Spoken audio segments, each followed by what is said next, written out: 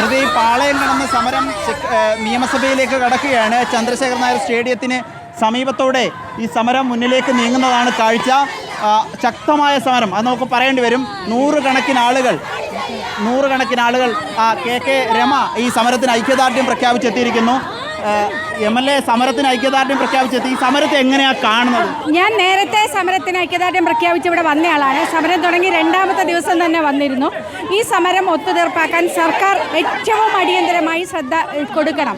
ഇവർ ഉന്നയിക്കുന്ന ആവശ്യങ്ങൾ, അതിന് പല ന്യായങ്ങൾ നിരത്തി സർക്കാർ അതിനെ എതിർക്കുകയാണ്. ഇവരുടെ ഓണറേറിയം വർദ്ധിപ്പിക്കണമെന്നുള്ള ഏറ്റവും പ്രധാനപ്പെട്ട ആവശ്യം അത് സംസ്ഥാന സർക്കാരിന് ചെയ്യാവുന്നതാണ്. അത് സംസ്ഥാന സർക്കാർ ചെയ്യണം. കാരണം അത് കേരളത്തിലെ 26,000 ആശകരുടെ പ്രതിനിധികളാണ് ഇവിടെ പങ്കെടുക്കുന്നത്. ഈ സമരത്തെ പുച്ഛിച്ചു തള്ളാൻ, പരിഹസിച്ചു തള്ളാനാണ് ഒരു തൊഴിലാളി വർഗ സർക്കാർ തയ്യാറാകുന്നത് എന്നത്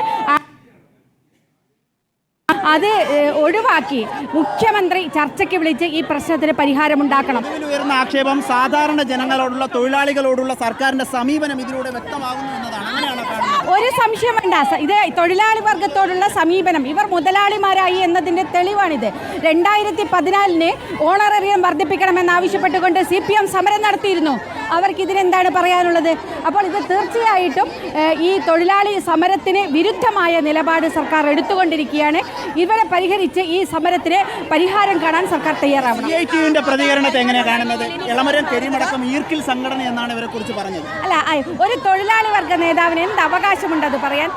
പാട്ടപ്പിരിവ് ഇവർക്ക് എന്നാണ് പരിഹാസ്യമായത്? പാർപ്പിട്ടപ്പിരിവ് എന്നാണ് ഇവർക്ക് ഇല്ലാതായി മാറിയത്? സമര സംഘടനകളെ എങ്ങനെയാണ് CPMന്റെ തെട്ടൂരം വാങ്ങിയിട്ട് വേണോ സംഘടനകൾക്ക് സമരം ചെയ്യാൻ? CPM പറയുന്നതനുസരിച്ച് മാത്രമേ സമരം ചെയ്യാൻ പാടുള്ളൂ.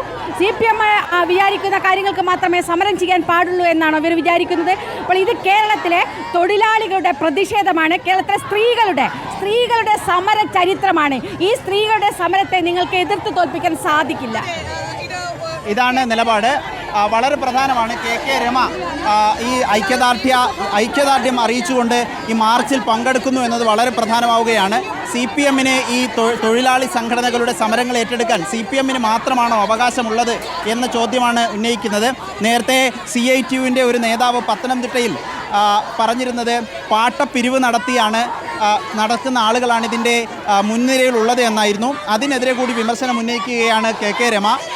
ചോദിക്കുന്ന ചോദ്യം ഇതാണ്: പാട്ടപ്പിരിവ് എന്നു മുതലാണ് ഒരു പരിഹാസ്യ നടപടിയായി CPMന് മാറി തുടങ്ങിയത്? തൊഴിലാളി സംഘടന മുതലാളിമാരായതിൻ്റെ ഒരു പ്രശ്നമാണ് ഈ നടപടികളിലൊക്കെ കാണുന്നത്. സർക്കാർ അടിയന്തരമായി വിഷയം പരിഹരിക്കണം എന്ന ആവശ്യവും ഉയർത്തി KK രമ ഈ ആശമാർക്കൊപ്പം നടന്നു നീങ്ങുന്നതാണ് കാഴ്ച.